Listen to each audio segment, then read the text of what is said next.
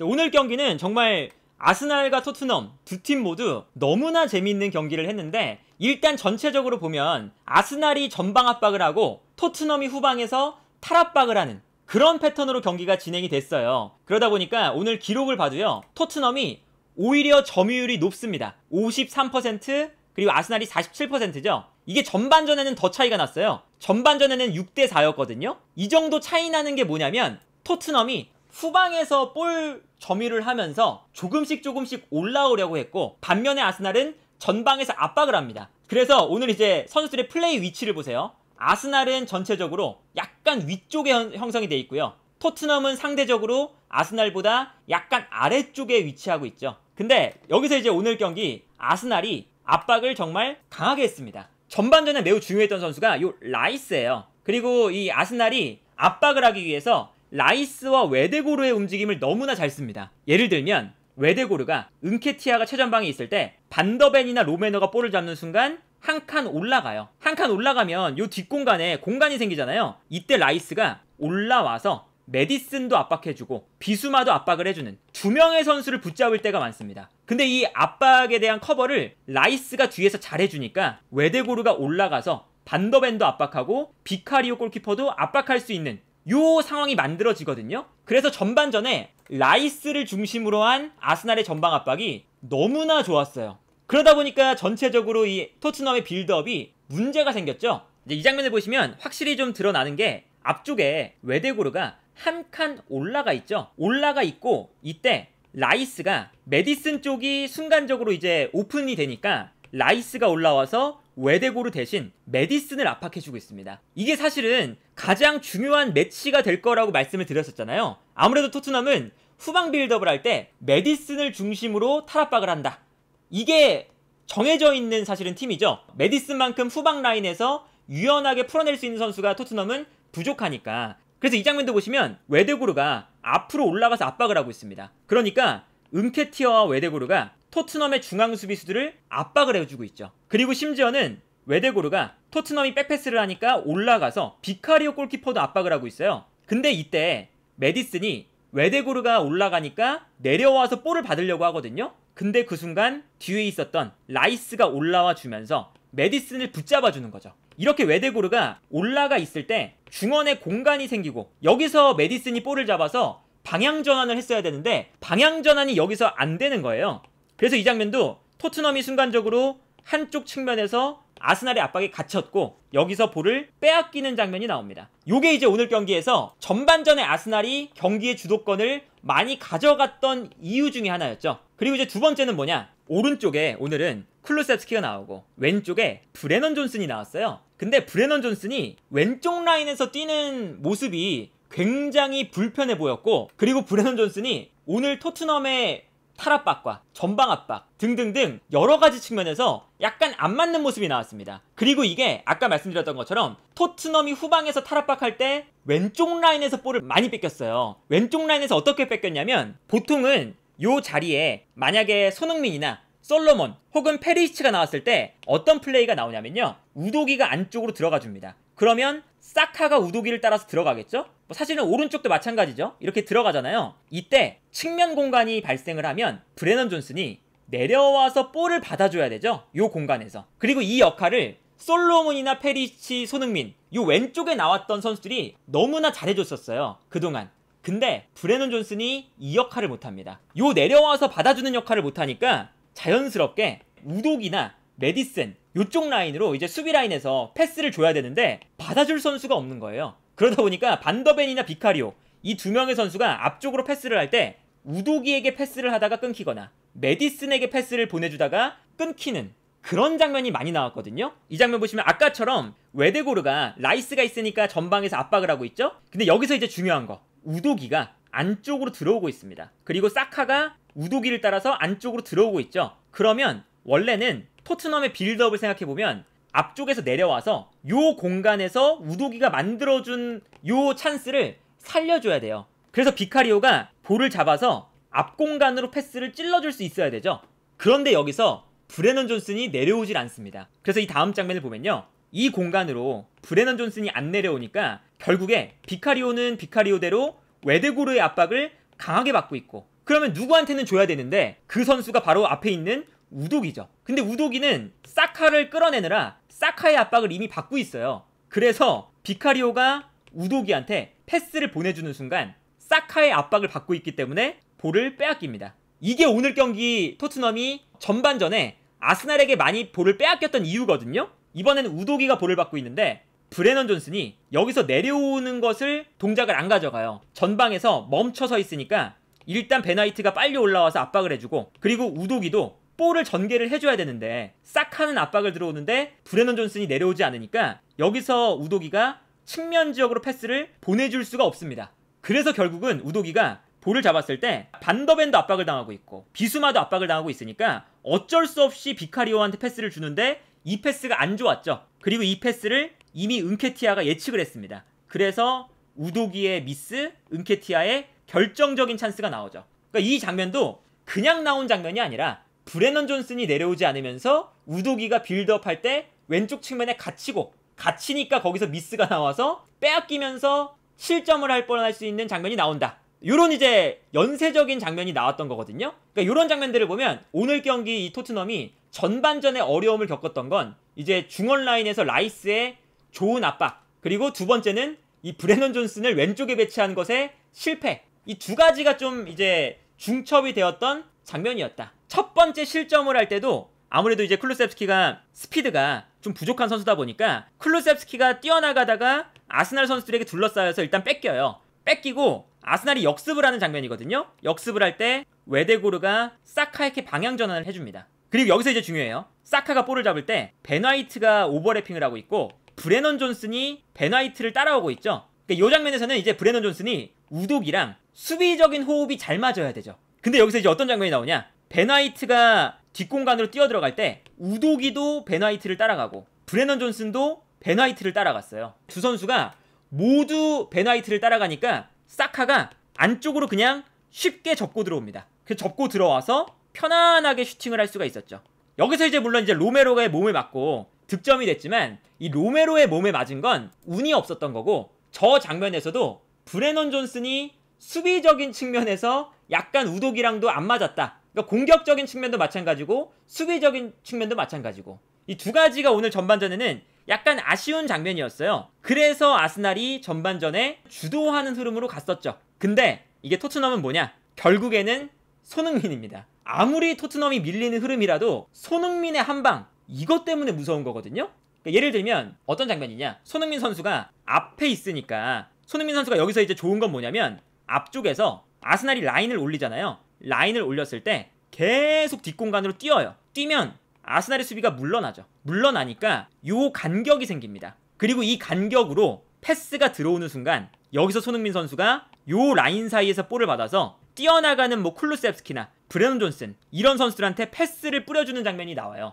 요 장면이 사실은 손흥민 선수 때문에 토트넘이 밀리는 흐름에서 반전을 할 수가 있었던 장면이거든요. 이 장면도 보시면요, 아스날이 분명히 앞쪽에서 압박을 너무 잘하고 있어요. 너무 잘하고 있는데 뒤쪽을 보세요. 손흥민 선수가 계속 앞으로 뛰어가죠. 그러니까 아스날의 수비 라인이 같이 올라와서 이 공간을 좁혀줘야 되는데 뒤로 물러나고 있습니다. 이게 손흥민 효과거든요. 수비 라인이 뒤로 물러나니까 자연스럽게 아스날이 앞쪽에서 압박하는 선수들과 수비 라인 사이가 순간적으로 벌어지죠. 그리고 이 공간으로 손흥민 선수가 올라가다가 내려와서 볼을 받습니다. 그리고 토트넘은 이제 손흥민 선수가 이런 움직임을 가져가니까 여기서 볼을 주고받다가 안 되겠으면 그냥 손흥민한테 줘요. 그러면 손흥민 선수가 중간에서 볼을 받게 되는 거죠. 요 공간을 손흥민 선수가 만들어낸다는 게 손흥민 선수의 가치를 증명하는 거고, 여기서 손흥민 선수가 볼을 잡아서 뛰어가는 쿨루셉스키에게 정말 결정적인 패스를 찔러주죠. 그리고 여기서 더 좋았던 거, 손흥민 선수가 쿨루셉스키에게 패스를 보내주는 동시에 본인도 뛰어가기 시작합니다. 그리고 진첸코가 손흥민을 따라가기 시작하거든요. 근데 여기서 손흥민 선수가 정말 부지런하게 쿨루셉스키가 볼을 잡고 있을 때 쿨루셉스키를 도와줘요. 근데 진첸코가 손흥민 선수가 워낙에 부지런하게 뛰어가니까 손흥민을 못 따라갔어요. 그러니까 여기서 순간적으로 2대1 상황이 되고, 2대1 상황에서 쿨루셉스키가 손흥민 선수에게 패스를 보내주면서 완벽하게 측면을 무너뜨리는 거죠. 여기서 크로스, 브레넌 존슨이 슈팅까지 나오죠. 물론 여기서 이제 라야 골키퍼의 미친 선방이 나오긴 하지만 결국에는 손흥민 선수가 공간을 만들고 연계 플레이를 하고 본인이 뛰어들어가서 좋은 오프 더 볼로 측면을 무너뜨린 다음에 결정적인 찬스까지 만든 거거든요.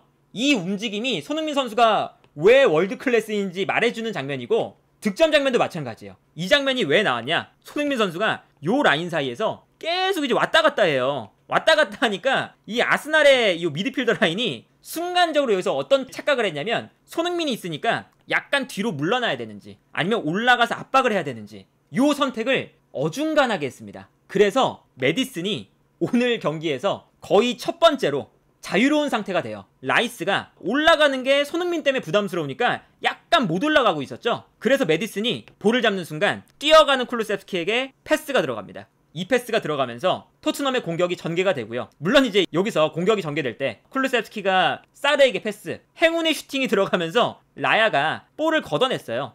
걷어내고 이 볼이 또 이제 우당탕탕 하면서 메디슨한테 갔죠? 그리고 여기서 이제 메디슨의 역할이 매우 중요했었죠. 메디슨이 여기서 사카를 상대로 이겨냈고 여기서 손흥민 선수의 움직임 또 보세요. 아스날의 선수들이 사카의 수비를 커버하기 위해서 달려듭니다. 달려들 때 손흥민 선수가 이 장면을 지켜보고 있죠. 지켜보다가 아스날의 수비가 나가는 순간 요 나가는 공간으로 들어와요. 그러니까 메디슨이 패스를 요 수비 라인 사이로 넣어주는데 손흥민이 요 공간 사이로 들어오니까 패스를 받아서 득점을 만들어냅니다. 이게 손흥민의 클래스죠. 그리고 이제 이 두 팀이 마지막에는 약간 교체 리스크가 있었어요. 두 팀 다. 첫 번째는 아스날이 조르지뉴 리스크가 있었죠. 라이스가 전반전에 너무 잘해줬는데 후반전 되자마자 빠지니까 무슨 문제가 발생하냐. 압박은 압박대로 안 되고 중원 싸움은 중원 싸움대로 안 되고 그리고 후방 빌드업은 후방 빌드업대로 안 돼요. 일단은 뭐 이 장면이 가장 조르지뉴의 오늘 엑스맨이었다는 걸 증명해주는 장면이죠.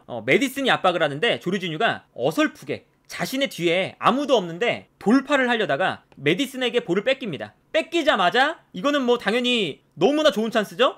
수비수 한 명에 뛰어들어가는 손흥민과 메디슨 두 명의 선수가 있고 여기서 메디슨이 그냥 손흥민 선수에게 패스만 잘 찔러주면 손흥민 선수가 결정적인 득점을 만들어줄 수 있는 선수였고요. 이 장면에서도 조르지뉴가 볼을 잡을 때 앞쪽에 뭐 사카도 있고 웨데고르도 있고 베나이트도 뛰어가거든요. 근데 패스를 이 공간으로 찔러주질 못합니다. 찔러주질 못해서 조르지뉴가 전진하지 못하고 뒤로 돌아서요. 그러면 그 순간부터 토트넘의 압박을 받는 거거든요. 뒤돌아서는 순간 이 장면도 보세요. 조르지뉴가 압박을 안 하니까 메디슨이 볼을 잡아서 뛰어나가는 쿨루셉스키에게 패스를 보내줄 수 있습니다. 이 패스가 들어가면서 쿨루셉스키가 측면 공간을 넓게 쓸 수가 있죠. 그래서 결국에는 어떤 장면이 나오냐면 웨데고르가 내려오는 장면이 나와요. 조르지뉴가 후방 빌드업에 약간 불안하니까 웨데고르가 내려오거든요. 웨데고르가 내려오게끔 만드는 상황이 나온다는 건 오늘 조르지뉴가 나와서 얼마나 이 아스날의 중원에 좋지 않은 문제를 발생시켰는지를 알 수가 있는 장면이었다. 이제 토트넘도 문제가 있습니다. 토트넘은 후반전에 손흥민 선수를 빼고 히샬리송을 넣었죠. 이게 어떤 문제가 있냐면 손흥민 선수를 뺐던 거는 어느 정도 이해가 가요. 어떤 이해가 가냐? 왼쪽 라인에서 브레넌 존슨이 부상 때문에 빠지고 솔로몬이 들어왔죠. 그리고 오른쪽에서는 쿨루셉스키가 후반전에 계속 압박을 하잖아요. 이 쿨루셉스키는 수비 때문에 뺄 수가 없습니다.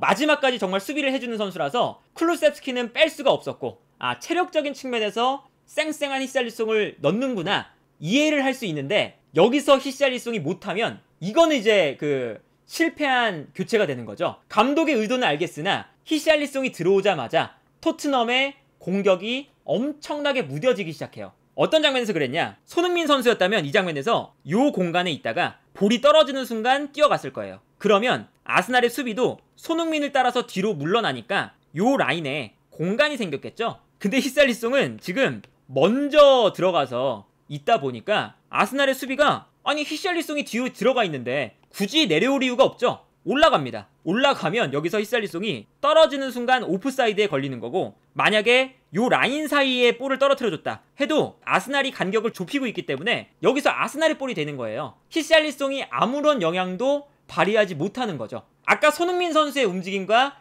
명확하게 다르죠. 이 장면도 보시면 순간적으로 쿨루셉스키가 들어오면서 수비수가 한 명 끌려 나갑니다. 그러니까 요 라인 사이에 공간이 생겼죠. 이 공간으로 히샬리송이 들어오는 움직임인데 여기서 히샬리송의 문제는 볼을 받았을 때 간결하게 패스를 못해요. 만약에 여기서 손흥민이었다면 버티는 게 아니라 뛰어들어가는 쿨루셉스키에게 2대1 패스를 넣어줬을걸요? 근데 여기서 히샬리송이 무리하게 버텨내지 못하고 볼을 뺏기는 장면이 나오거든요. 이런 게 손흥민 선수랑 너무 달라요. 이 장면을 보시면 손흥민 선수는 공간으로 침투에 들어갈 때 매우 영리하게 들어가거든요. 손흥민이 있고요. 쿨루세프스키 쪽으로 패스가 들어갑니다. 이때 쿨루세프스키가 볼을 받아요. 근데 손흥민 선수가 섣불리 뛰어들어가지 않고 약간 멈칫하고 있어요. 왜냐? 공간으로 이미 사르가 뛰어들어가고 있거든요. 그리고 사르가 뛰어들어가면서 한 명의 선수가 사르를 따라 뛰어들어가죠. 그러니까 사르를 따라서 뛰어들어가는 순간 아스날의 오프사이드 라인이 뒤로 물러났습니다. 그러니까 그때서야 손흥민 선수가 뛰어들어가고 이 공간으로 패스가 들어가는 거죠.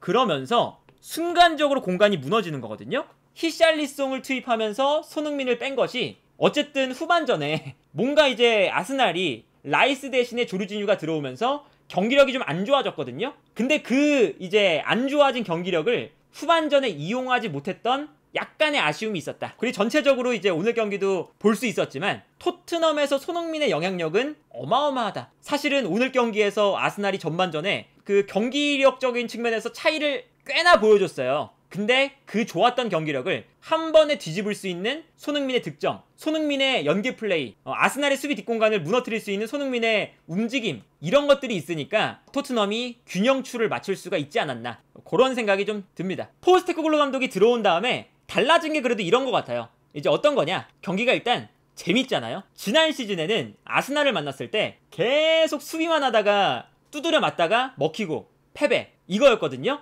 근데 이제는 뭔가 후방에서 뻥뻥 차내는 게 아니라 뺏기더라도 풀어나오다가 뺏기고, 그리고 풀어나올 때 한 번만 풀어나오면 손흥민의 득점이 나오고, 그러니까 이게 달라진 거죠. 물론 이제 아스날의 압박에 많이 당했지만 본인들의 탈압박을 계속해서 꾸준히 시도하고, 어쨌든 그런 탈압박을 통해서 손흥민에게 한 번에 연결이 되니까 손흥민이 마무리를 해준다. 이러한 이제 경기 흐름이 재밌기 때문에, 그리고 결과도 어쨌든 패배가 아니라 무승부를 했기 때문에 이런 것들이 이번 시즌 토트넘이 달라진 부분이 아닐까 라는 생각이 들고, 그리고 아스날은 아스날대로 부상이 이제 있으니까 왼쪽 라인에 마르티넬리, 트로사르 둘 다 못 나오고, 제주스도 부상에서 복귀한 지 얼마 안 돼서 풀타임을 못 뛰고 나가고, 라이스도 전반전 끝나고 나가고, 부상에 대한 이제 아쉬움들이 있었지만 아스날이 얼마나 좋은 팀인지를 오늘 경기를 통해서 또 보여주지 않았나 싶어요. 그래서 오늘 경기는 아스날과 토트넘 둘 다 잘했던 경기다.